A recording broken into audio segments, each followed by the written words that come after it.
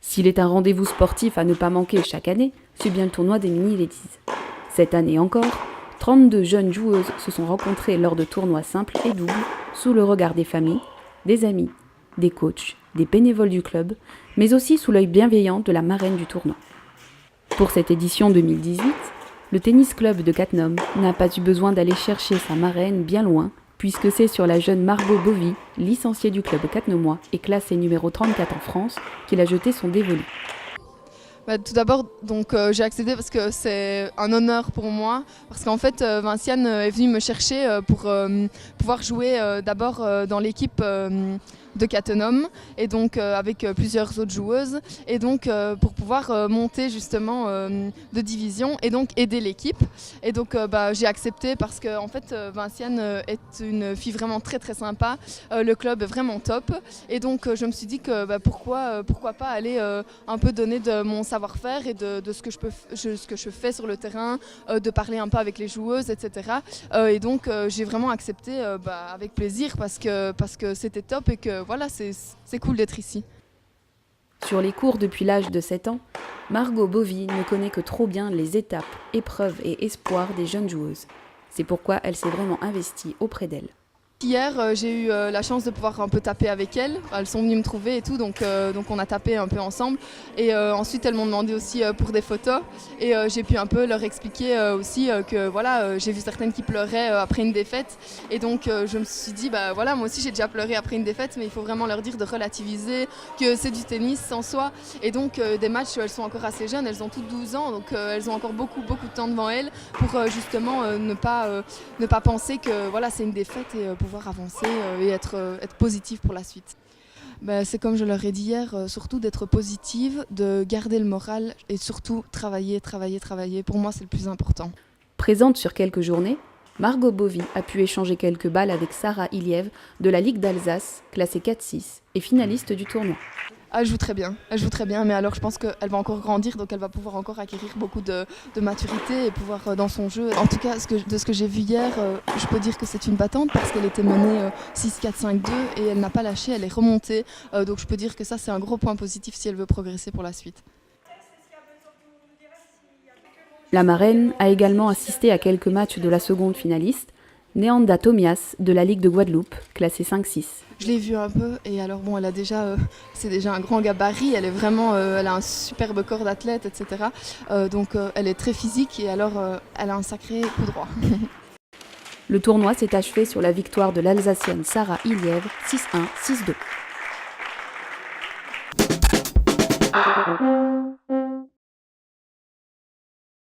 Dans le cadre d'une démarche de valorisation de la biodiversité, qui est une volonté du service technique et soutenue par l'ensemble des élus de la commune. Il y a de nombreuses démarches qui sont mises en route pour le maintien de la biodiversité et notamment aujourd'hui, j'ai fait appel à la LPO, à la Ligue protectrice des oiseaux d'Agondanche, pour nous donner des conseils en interne pour aujourd'hui la pose des nichoirs. Des nichoirs qui ont été réalisés par nos deux menuisiers donc, en interne.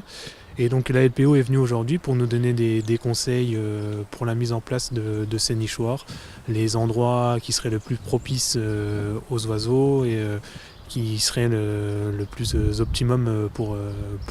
Cattenom a obtenu sa deuxième fleur en 2016. L'année dernière, nous avons obtenu une libellule. Donc la commune, c'est une commune nature et elle s'est investie dans la protection de la biodiversité, donc aussi des oiseaux. On leur a montré un peu l'orientation des nichoirs, qu'il faut orienter côté est pour éviter que la pluie rentre à l'intérieur. Le diamètre qui était bien fait, voilà, c'est des choses comme ça qu'on fait. On leur a conseillé aussi s'il était possible d'installer des mangeoires pour nourrir les oiseaux en hiver dans les cours d'école, pour leur faire des animations au niveau des oiseaux en hiver. Après, toutes sortes de choses, on peut planter des haies, on peut installer des nichoirs pour les rapaces. On a parlé aussi des mâts à cigognes. Ici, il y a un territoire où apparemment le territoire prête à l'apparition de cigognes. Il y a une petite population sur Garches, donc c'est pas forcément très loin. Voilà, découverte des oiseaux par le biais d'expositions, de sorties qu'on fait, sorties grand public.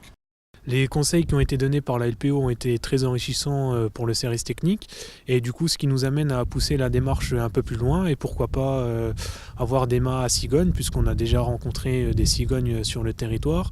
On a notamment aussi parlé d'une halte pour les oies qui serait intéressant de creuser et maintenant ce serait bien de pouvoir partager nos connaissances avec les écoles en installant des mangeoires dans les écoles et même avec les habitants qui pourraient reprendre nos procédés et installer des nichoirs et des mangeoires dans leur jardin, ce qui pourrait ainsi regrouper la manœuvre sur l'ensemble du territoire.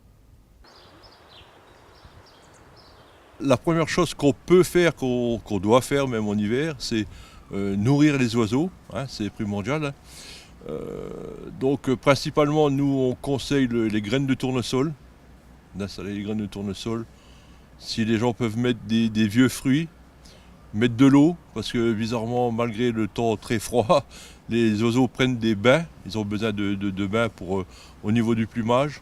Et ensuite installer des nichoirs, hein, ça va attirer certaines espèces d'oiseaux comme souvent des mésanges, qui elles-mêmes vont rendre service aux jardiniers, parce qu'elles vont consommer énormément de chenilles, donc ça évitera de mettre des produits toxiques dans nos jardins.